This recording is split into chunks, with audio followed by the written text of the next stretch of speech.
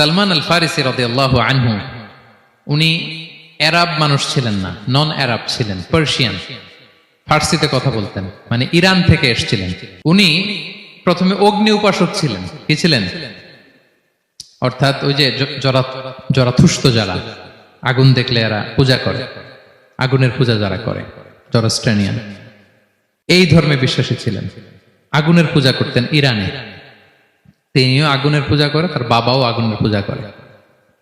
তো একদিন বাবা একটা কাজে পাঠিয়েছে, ওই কাজ করতে যেয়ে সে খ্রিস্টানদের গির্জা ক্রস করতেছিল।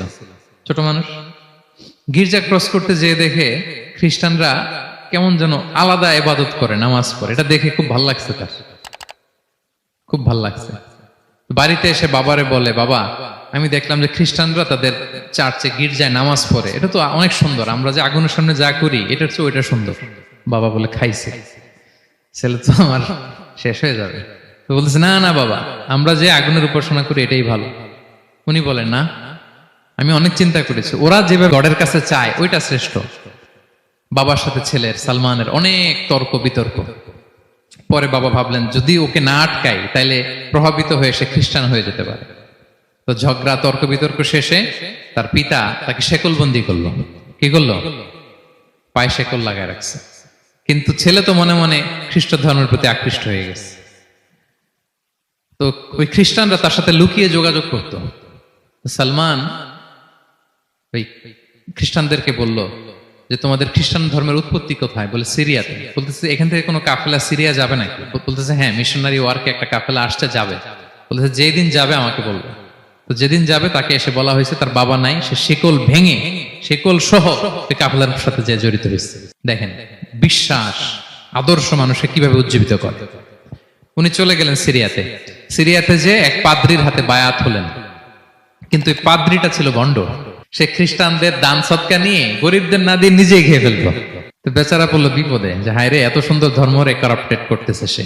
পরে এই পাদ্রি যখন মারা গেল, সালমান সে আরেক পাদ্রির কাছে গেল। আরেক পাদ্রির কাছে গেল। ওই পাদ্রি আবার অনেক ভালো, খুবই ইবাদত করে। তো ওই পাদ্রি কিছুদিন থাকার পরে ওই পাদ্রিও মারা গেল। ওই মারা যাওয়ার আগে সে জিজ্ঞেস করতেছিল যে, পাদ্রি, এই বর্তমান পৃথিবীতে সবচেয়ে ভালো খ্রিস্টান পাদ্রি কে? বলতেছে, আর কেউ নাই। যদি ভালো খ্রিস্টান পাদ্রি তোমাকে পেতে হয়, জানতে হয়, তোমাকে ইরাকের মোসেল শহরে যেতে হবে। এবার মোসেলে যে সে আরেক খ্রিস্টান পাদ্রির কাছে থাকলো। কিছুদিন পরে ওই পাদ্রিও মারা গেল। তো মৃত্যুর আগে তাকে জিজ্ঞেস করছিল যে, পাদ্রি আপনি বলেন তো, আপনার পরে শ্রেষ্ঠ পাদ্রি কে আছে পৃথিবীতে? সে বলতেছে, আমার পরে শ্রেষ্ঠ কোনো পাদ্রি আর পৃথিবীতে নাই। খ্রিস্টান ধর্ম শেষ হয়ে গিয়েছে, নাই। তবে জেনে রেখো, শেষ জামানার নবী আসার সময় ঘনিয়ে এসছে। তিনি যে এলাকায় আসবে, এলাকাটা চারদিকে পাহাড় বেষ্টিত থাকবে। চারদিকে থাকবে পাহাড়, খেজুরের বাগান, মরুদ্যান। তাকে চেনার আলামত আছে। কি আছে? আলামত আছে। এক নম্বর আলামত হচ্ছে, ওই শেষ নবীকে দানের খাবার দিলে তিনি খায় না, কিন্তু উপহার দিলে সে নেয়, খায়। আর তার পিঠে দুই কাঁধের মাঝখানে একটা নবুয়তির মোহর আছে। সুবহানাল্লাহ। যদি পারো তার কাছে যে বায়াত হও। সালমান আল ফারিসি পাগল হয়ে গেছে ওনার সন্ধান পাওয়ার জন্য। কিভাবে যাবে, কিভাবে যাবে? তো উনি কিছু ছাগল পালতেন। একটা কাফেলা তিনি পেলেন, যে কাফেলা আরব কাফেলা, বনু কালবের কাফেলা, আরব দেশে যাচ্ছে। তাদের সাথে তিনি চুক্তি করলেন যে, আমার যত ছাগল আছে এই ছাগলগুলো তোমাদের দিয়ে দিব, তোমরা কি ওই এলাকায় আমাকে পৌঁছে দিবা? তারা বললেন, হ্যাঁ, পৌঁছে দিব। সব ছাগল দিয়ে দিলেন, রওনা হইলেন ওই এলাকায়। মাঝপথে তারা তার সাথে জুলুম করলো, অন্যায় আচরণ করলো। তাকে দাস হিসেবে বিক্রি করে দিল ইহুদিদের কাছে। ওয়াদি আল কোরআন নামে একটা জায়গা আছে, ওখানকার এক ইহুদির কাছে বিক্রি করে দিল। সে ইহুদির কাছে দাস হিসেবে থাকতে আরম্ভ করলো। অনেকদিন পরে মদিনার পূর্ব নাম কি দেখি, কে বলতে পারে? হ্যাঁ, মাশাআল্লাহ। তো মদিনার পূর্ব নাম হচ্ছে ইয়াসরিব। তো ইয়াসরিবের এক ইহুদি, বনু কুরাইজার ইহুদি, সে আসছে ওয়াদি আল কোরাতে তার কাজিনের কাছে। এসে দেখে নতুন এক দাস পাইছে, বলছে, আমি কিনবো, তুমি কিনতে চাও? তার কাছে বিক্রি করে দিল। তখন ইয়াসরিবের ওই ইহুদি, বনু কুরাইজার, সালমান আল ফারিসিকে নিয়ে ইয়াসরিবে চলে গেল। সুবহানাল্লাহ। মদিনার আগের নাম কি? বিষ্ণু ইসলাম মক্কা থেকে হিজরত করে কিছুদিন পরে কই যাবেন? সত্যের অনুসন্ধানে যদি আপনি হন, সত্য আপনি পাবেনই, সত্যের কাছে আপনি পৌঁছাবেন, এতে কোনো সন্দেহ নাই। দেখেন বিষ্ণু ইসলাম ওই এলাকায় আসবেন, আসার আগে আল্লাহ তাআলা সালমানকে নিয়ে ওখানে পৌঁছায় দিয়েছে। তিনি ওখানে থাকলেন, দীর্ঘদিন থাকলেন, খেজুর বাগানে তিনি কাজ করেন আর অপেক্ষা করেন যে কবে বিষ্ণু ইসলাম আসবেন। একদিন তিনি খেজুর গাছের উপরে কাজ করতেছেন, হঠাৎ ইহুদিরা বলা বলি করতেছে আজকে ওই মক্কা থেকে কোন এক লোক নাকি আসছে কোবা পল্লীতে, সবাই বলে সে নাকি নবী, সবাই বলে সে নাকি। এই কথা শুনে উনি খুশিতে ওই খেজুর গাছ থেকে ধপাস করে নিচে পড়ছে। নিচে পড়ে মালিককে বলতেছে কে আসছে, কে আসছে। এই কথা শুনে মালিক রেগে মেগে তাকে মারতে আরম্ভ করলো যে তোমার জেনে কি লাভ, যাও এখান থেকে। তার মানে সুবহানাল্লাহ, সালমান আল ফারিসি তিনি জেনে গেলেন যে বিষ্ণু ইসলামের আগমন ঘটেছে। আপনারা জানেন যে হিজরতের যে রুটটা, বিষ্ণু ইসলাম সরাসরি ইয়াসরিবে বা মদিনায় না ঢুকে প্রথমে কুবাতে ঢুকেছিলেন, কুবা পল্লীতে কিছুদিন ছিলেন, মসজিদে কুবা নির্মাণ করেছেন। তো তিনি তো সত্যের সন্ধানী হয়ে পাগল, আল্লাহর কাছে সবসময় দোয়া করতেন, আল্লাহ সেই আখির জামানার নবীর সন্ধান যেন আমি পাই।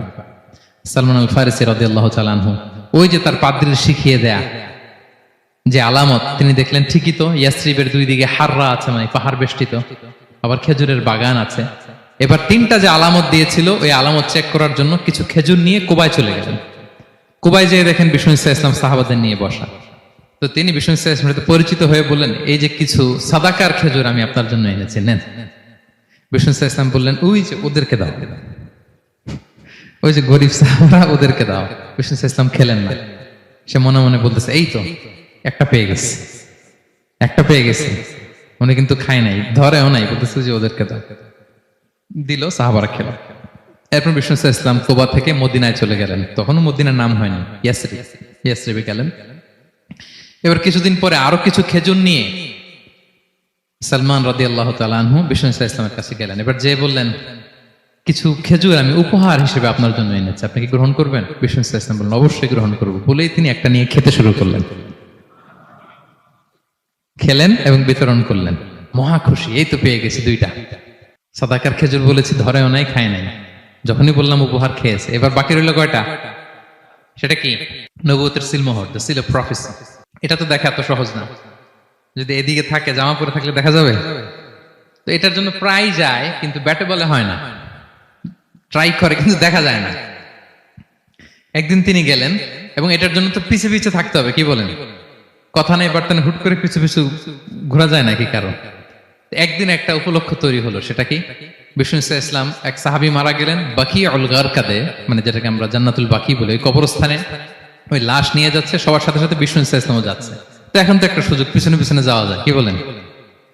এইবার সালমান এসে পিছু ছাড়ে না, নবীজির পিছনে পিছনে যায়, কিন্তু স্বাভাবিক যাওয়া না। একটা আছে সিম্পলি হাঁটা, এরকম না, একবার এদিকে যায়, একবার ওদিকে যায়, একবার এদিকে যায়। আর অন্য সাহাবারা মনে মনে ভাবে ঘটনা কি, এরকম করে কেন লোকটা? কিন্তু বিষ্ণু ইসলাম তো জানেন কেন এরকম করতেছে, ঠিক কিনা বলেন? বিষ্ণু ইসলাম সেদিন দুইটা চাদর পরেছিলেন, একটা নিচে আর একটা উপরে, নিচে লুঙ্গি আর একটা চাদরটা দিয়ে গা ঢেকেছিলেন। বিষ্ণু ইসলাম ইচ্ছে করে পিঠের চাদরটা একটু নিচের দিকে নামালেন, যাতে করে সে যেটা খুঁজতেছে ওটা দেখে ফেলে। বিষ্ণু ইসলাম চাদরটাকে একটু করে নিচে নামালেন, নামানোর সাথে সাথে তিনি দেখলেন দ্য সিল অফ প্রফেসি, মাহরুন নবুয়া। দেখার সাথে সাথে সালমান আল ফারিসি চিৎকার দিয়ে বিশ্বনবীকে জড়িয়ে ধরলেন এবং ওই জায়গাটাতে দুই ঠোঁট দিয়ে চুমু খেলেন, কাঁদতে শুরু করলেন। বিষ্ণু ইসলাম বললেন কেন কাঁদো তুমি? এতক্ষণ আমি আপনাদেরকে যা শোনালাম, সালমান পুরো ঘটনাটা বিষ্ণু ইসলামের কাছে বর্ণনা করলেন। বললেন ইয়া রাসূলুল্লাহ, এই জন্য কাঁদি, আমি ছিলাম অগ্নি উপাসক, সত্যের সন্ধানে আমি খ্রিস্ট ধর্ম গ্রহণ করেছি।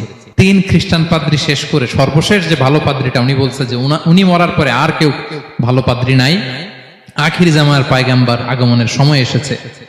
পাহাড়ি এলাকা, চারদিকে খেজুর বাগান, এরকম জায়গায় উনি আসবে। আর 3টা সাইন বলেছে, উনি সাদাকা খায় না, উপহার নেয়, খায়, আর তার পিছনে থাকবে মাহরুন নবুয়া, নবুয়তি সিল। সুবহানাল্লাহ।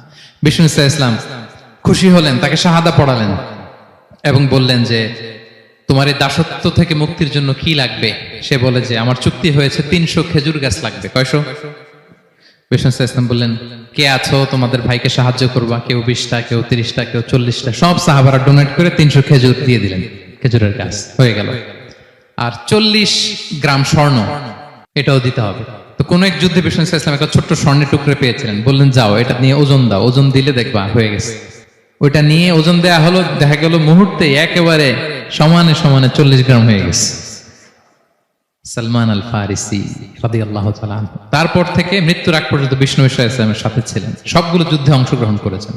এবং 5ম হিজরিতে ওই যে পরীক্ষা খননের কথা আমরা জানি না, দ্য ব্যাটল অফ ট্রেঞ্চ, এই বুদ্ধিটা আসছিল সালমান রাদিয়াল্লাহু তাআলা আনহুর মাথা থেকে। এটা হচ্ছে ওনার ব্রেন চাইল্ড।